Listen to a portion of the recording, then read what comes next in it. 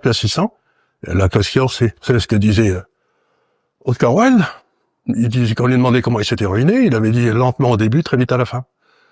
Ça fait 40 ans que les gens tirent des traites sur l'économie française pour acheter des voies de la paix sociale. Ils ont acheté aucune paix sociale, d'ailleurs, ça marche pas du tout. Et aujourd'hui, on arrive au moment où l'étranger va refuser de financer notre dette. Et à ce moment-là, le pouvoir d'achat des Français, c'est très simple.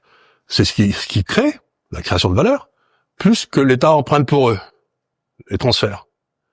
Et le jour où on pourra plus leur emprunter, notre niveau de vie va baisser, celui-là va passer à 0, et on va se retrouver avec un niveau de vie qui va baisser de 20%. Mais est-ce que ça arrivera vraiment, le fait que on pourra plus emprunter, que l'État français ne pourra plus emprunter? C'est arrivé à la Grèce, c'est arrivé à Chypre, c'est arrivé à l'Argentine, c'est arrivé au Zaïre, c'est arrivé au Venezuela, c'est arrivé, et chaque fois que c'est arrivé à Cuba, c'est arrivé au Liban. Aucune ne sont des grandes puissances. Et l'Angleterre, c'était pas une grande puissance? Si, par exemple. Elle a sauté en 77, c'est pour ça qu'ils ont élu Madame Thatcher après, à cause des crétins qui disaient que la dette n'avait pas d'importance. Si vous voulez, la dette, c'est que de l'impôt différé. Donc, ce que vous êtes en train de dire, c'est que vous empruntez et que vous laissez la charge de l'emprunt au suivant, en partant du principe que les actifs qui ont été créés dans l'intervalle seront plus élevés que la dette. Et qu'est-ce qui se passe si les actifs baissent? Je vous donne un exemple. En Italie, très beau pays, l'Italie, que j'aime beaucoup, vous avez... Aujourd'hui, la démographie est tellement mauvaise que chaque petit enfant a 4 grands-parents. Vous direz, c'est pas bien nouveau, ça. Hein, mais ce qui est étonnant, c'est que pour ces 4 grands-parents, c'est le seul petit enfant. Donc aujourd'hui, si vous voulez vous acheter une maison dans n'importe quel village ou petite ville en Italie, on vous la donne. On vous paye pour l'acheter. Donc qu'est-ce que vaut le patrimoine immobilier italien aujourd'hui, compte tenu de ses fondements démographiques? Rien. Et vous pouvez ne pas le faire sans une dette. Et là, vous comparez un patrimoine, une dette qui est liquide, qui est payée, qui est tous les jours sur les marchés, dont la valeur est inconnue, à un truc qui est complètement illiquide dans les mains du privé. C'est n'importe quoi. L'idée, si vous voulez, qu'on peut vivre en s'endettant, c'est-à-dire que vous dites tranquillement, je peux vivre en volant.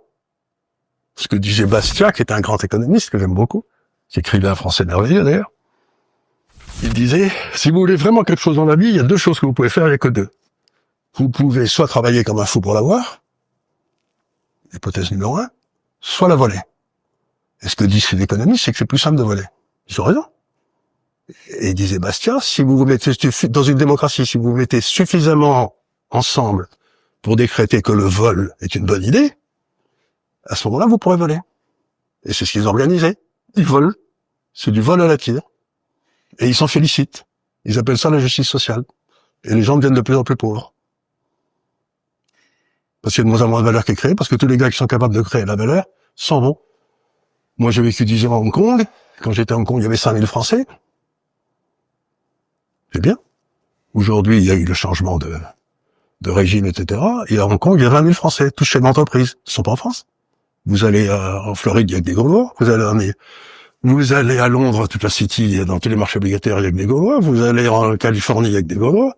Vous allez à Hong Kong, il y a que des Gaulois. Vous allez en Thaïlande, vous trouvez que ça. On est en train de perdre tous les gars qui sont capables de créer de la valeur. Ils s'en vont. Pourquoi? Parce que vous gagnez pas. On paye pas assez en France? C'est pas qu'on paye pas assez, c'est que le risque n'est pas récompensé.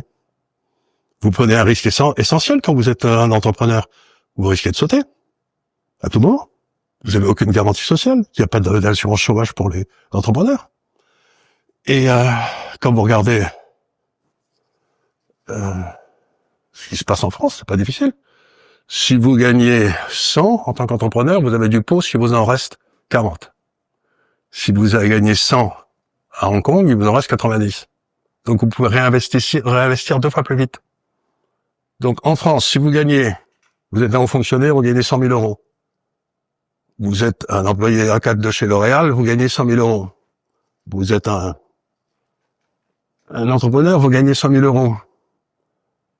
Le fonctionnaire, il est certain de gagner 100 000 euros jusqu'à la fin de ses temps, même probablement 2 ou 3 fois, s'il peut avoir 14 retraites, comme l'avait eu le type qui s'est occupé des retraites, là, c'est de l'État, il gagne beaucoup plus que ça. Monsieur Hollande a à peu près 350 000 euros par mois de retraite. 350 000 euros par mois? de retraite avec toutes les retraites qu'il a accumulées. Pareil pour Jospin, pareil pour Juppé, pareil, ils ont le conseil général, tout ça. Donc, vous prenez ce gars-là, mettons qu'il ait 100 000 euros de retraite, ce qui serait très bien pour une année. Moi, en tant que chef d'entreprise, si je veux avoir 100 000 euros par an, il faut que j'ai un capital qui m'assure ça, qui soit indexé sur l'inflation. Eh ben, il faut que j'ai un capital de moins 20 millions. Sinon, je peux pas le faire. Donc, tous ces gars-là se font des retraites en or, et qui les paye? Ben, c'est moi. Avec les impôts que vous payez. Ou la dette. Comment Ou la dette qu'ils empruntent pour payer leur retraite. C'est profondément injuste. Normalement, le type qui est un fonctionnaire, il devrait être taxé à 60%, marginalement. Le type qui est chez L'Oréal, il prend un peu plus de risque, il peut être viré, il devrait être taxé à 40. Et l'entrepreneur, il devrait être taxé à 10, comme à Hong Kong. Parce que lui, ça peut disparaître du jour au lendemain. Mais est-ce qu'on risque pas de créer plus de pauvreté si on taxe le fonctionnaire, par exemple, si on taxe beaucoup plus le fonctionnaire? Ah, mais il y en a peut-être beaucoup moins qui voudront être fonctionnaires, oui. Et qui seront obligés de se mettre au boulot. Aujourd'hui, pour 10 000 employés, vous avez 70% de fonctionnaires de plus en France qu'en Allemagne. Et l'Allemagne n'est pas plus mal gérée que la nôtre, hein, que nous. Donc cette idée, si vous voulez que si vous donnez du pognon en empruntant à des bons à rien qui vont le dépenser, comme ça va maintenir la croissance économique, ça maintient rien du tout. Ça maintient la pauvreté. D'ailleurs, si vous faites une relation entre le poids de l'État dans l'économie et la pauvreté, plus le poids de l'État dans l'économie est gros, plus la pauvreté est forte. L'État crée de la pauvreté naturellement parce que comme ça lui permet de subventionner des gens qui ensuite voteront pour lui. C'est toujours ce qui se passe. C'est l'histoire de l'Argentine. On fait gonfler la dette pour se faire élire. Exactement. En payant les gens de rien foutre et en leur expliquant qu'ils doivent avoir peur. Toute la politique maintenant depuis 25 ans, quand j'ai quitté la France en 81, c'était un pays gai, joyeux, les gens rigolaient dans la rue, les femmes aimaient les hommes et les hommes aimaient les femmes, c'était merveilleux. Et puis d'un seul coup, je suis revenu il y a quelques années, les Français sont devenus un peuple sinistre, triste, qui a peur de tout. Pourquoi? Parce qu'ils sont devenus subventionnés. À partir du moment où vous êtes subventionné, vous ne pouvez pas dire non à celui qui vous subventionne. Il l'était pas dans les années 80. Pas du tout. Quand De Gaulle était au pouvoir, l'État faisait 30% du PIB, et la Suisse était à 30% du PIB aussi. Aujourd'hui, la Suisse est où? À 30% du PIB. Ils sont riches comme des pluies. Il y a plein d'emplois, il n'y a pas de problème. Et nous, on est à 60. Et notre niveau de vie est la moitié de celui qu'il était des Suisses, alors qu'il était plus élevé en 1960. Donc, quand est-ce que les Français vont admettre que recevoir des subventions, c'est déshonorant pour celui qui le reçoit et pour celui qui la donne? C'est déshonorant dans les deux cas de figure. C'est honteux. Est-ce que l'argent gouverne tout aujourd'hui? Est-ce que c'est Vous rigolez, il gouverne un certain nombre de trucs. Mais ça, c'est encore un truc qui ne veut rien dire, parce que l'argent gouverne tout. Si vous en avez pas, oui. Mais moi, dès le départ dans ma vie, j'avais qu'une idée, c'était de gagner suffisamment d'argent pour pouvoir dire à ceux avec qui je travaillais, le cas échéant, fuck you. C'est-à-dire d'atteindre ce que j'appelais le fuck you money. C'est-à-dire que le but dans la vie, c'est pas de gagner de l'argent, c'est d'avoir suffisamment d'argent pour dire aux politiciens de base qui vous disent si tu ouvres ta gueule, t'auras pas ta subvention. Je lui dis j'en ai rien à foutre de votre subvention, je suis libre, j'ai du fric à moi, je suis libre, je vous emmerde. Et il n'y a pas d'autre façon d'être libre. L'argent, c'est de la liberté frappée. Donc il n'y a pas assez d'argent gagné. Il y a beaucoup trop d'argent distribué, mais il n'y a pas assez d'argent gagné. Parce que l'argent gagné, c'est la clé de la liberté. Mais tout le monde ne peut pas gagner suffisamment d'argent pour être libre, si? Ben, il suffit qu'il y ait déjà 30 ou 40% des gens importants qui gagnent suffisamment pour pouvoir dire merde, pour que les entreprises existent, pour qu'elles disent non. Je vous donne un exemple. Quand la Suède a fait faillite en 92, dont plus personne n'existe, je me souviens. C'était un pays aussi qui avait eu le bonheur d'avoir des administrations socialistes complètement débridées pendant un certain nombre d'années. Donc la Suède fait faillite en 92. J'étais dans le bureau d'ailleurs du banquier central. Ce jour-là, c'était très gai. Il y a eu une tentative, si j'ose dire, un peu à l'achevènement, de dire on va aller vers plus de socialisme, parce que la raison pour laquelle la Suède fait faillite, c'est qu'on n'a pas fait assez de socialisme. Vous savez, c'est la thèse de l'extrême gauche que Mitterrand en 1983 a trahi. C'est la question que j'allais poser après, est-ce qu'on n'est pas dans une ère trop libérale, justement? Vous rigolez, à 65% du PIB, l'État est trop libéral. Est-ce qu'aujourd'hui, justement, il n'y a pas assez de contrôle sur les flux d'argent? Est-ce que l'argent ne gouverne pas tout? C'est pour ça que je vous posais la question. Est-ce que c'est pas, on enlève un peu l'État de plus en plus et c'est l'argent qui décide si on a le droit? L'État, on l'enlève de plus en plus? Et vous avez vu ça, vous vivez dans quel pays? Quand j'étais jeune, il y avait par exemple des hôpitaux. Il y avait un économe, et puis c'était tout, qui s'occupait de l'économie. Et aujourd'hui, vous avez 40% des hôpitaux qui sont contrôlés par l'État, avec des fonctionnaires qui servent à rien. Ah mais contrôle. Oui, mais il y a moins d'investissement dans les hôpitaux ou dans les services publics de manière générale aujourd'hui. Vous rigolez? Ces 40%, ils servent à rien. Puisque autrefois, l'hôpital s'était géré par le type de la CGT locale, par le grand patron médecin local, et par le député maire. Et ça marchait très bien. On avait le meilleur système hospitalier du monde. Et maintenant, depuis les réformes Juppé, un autre considérable crétin qui était inspecteur des finances, comme la plupart d'entre eux d'ailleurs, depuis la réforme Juppé, il y a 40% du personnel qui travaille à rien, qu'à remplir des papiers et qui les envoie à Paris. Et ils voient jamais un malade. Aujourd'hui, vous avez 12 ou 15% du personnel de l'éducation nationale qui voit jamais un élève.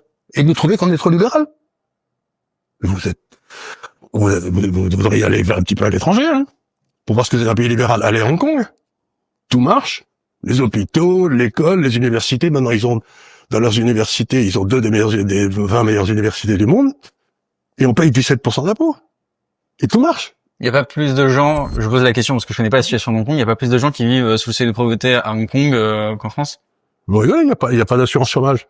Donc, personne n'a intérêt à être au chômage. Il n'y a pas de chômage à Hong Kong. C'est ce que disait Milton Friedman, qui était un grand intellectuel. Il disait, si vous payez les gens à ne rien foutre, et si vous taxez ceux qui bossent, faut pas vous étonner si le chômage augmente. Si on paye les gens à ne rien foutre, et si on taxe ceux qui bossent, oui, en effet, le chômage augmente. Ça ne paye plus de travailler. Et donc, comme essayer de travailler, c'est essayer de rendre service aux autres. Ce que vous pouvez faire de mieux dans la vie, c'est rendre service aux autres, en travaillant pour eux, en leur rendant service, en dépouillant des trucs dont ils ont besoin. Si on vous empêche de le faire, vous êtes malheureux, deux, vous vous appauvrissez. Plus l'État est gros, plus la société est pauvre. C'est toujours le cas. Il n'y a pas d'exemple que ça n'a pas passé. Regardez, Cuba, mais ils sont en train de faire faillite de façon épouvantable. J'ai des amis cubains qui étaient à la retraite, un vieux monsieur qui était à la retraite, qui était d'ailleurs un communiste tout à fait. Il a une retraite de 80 € par mois. La pauvreté à Cuba, au Venezuela, il y a 2 millions de personnes qui ont quitté le Venezuela pour passer au Pérou à pied, à cause de ce crétin sanglant qui était au Venezuela. Donc, c'est quand même rigolo qu'on regarde le monde et qu'on accuse de tous les péchés du monde les seuls pays où on soit libre. La liberté, c'est devenu le truc interdit. Mais alors la contrainte, le pouvoir étatique, pourquoi on a fait tomber l'Union soviétique? Parce qu'ils étaient trop libéraux? Pourquoi, à votre avis? Pourquoi tous les pays de l'Est, comme par exemple la Hongrie, la Pologne, la Slovaquie, disent on veut pas de votre connerie à Bruxelles, on a déjà donné? Pour vous, là, aujourd'hui, l'Union européenne, ça ressemble à l'Union soviétique? C'est l'URSS. En quoi? C'est-à-dire que les décisions sont prises de plus en plus haut par de moins en moins de gens et qui les imposent aux gens en dessous. C'est-à-dire que vous avez ce que dit Raoul, qui est assez malin, il dit, vous pouvez organiser les sociétés de deux façons. Soit une société fondée sur l'obéissance, soit une société fondée sur la compétence. Et les sociétés fondées sur l'obéissance veulent toujours détruire les sociétés fondées sur la compétence parce que ça les fait chier. Parce qu'ils aiment avoir des gens obéissants, n'est-ce pas? Et aujourd'hui, si vous voulez, toute notre administration qui a cru est fondée sur l'obéissance et détruit les sociétés de compétences. Ils ont détruit l'école, ils ont détruit l'université, ils ont détruit notre système économique, ils ont détruit EDF, ils ont détruit parce qu'ils ne supportent pas la liberté. Mais quel intérêt pour eux? D'être les chefs, de distribuer les tickets de rationnement. Dans une société de pauvreté, celui qui distribue les tickets de rationnement, le fonctionnaire, est le sommet du panier. C'est lui qui a toutes les femmes. Ça serait quoi la société idéale pour vous? Qu'est-ce qui fait un pays, la Suisse? La Suisse, ils votent sur tout. Vous connaissez le nom d'un politicien suisse, vous? Je connais pas suffisamment la politique suisse, mais je suis pas sûr que les Suisses eux-mêmes connaissent le nom. Mais bien sûr que non. Écoutez, ils ont la monnaie la plus forte du monde, le niveau de vie le plus élevé du monde, aucune réserve, aucune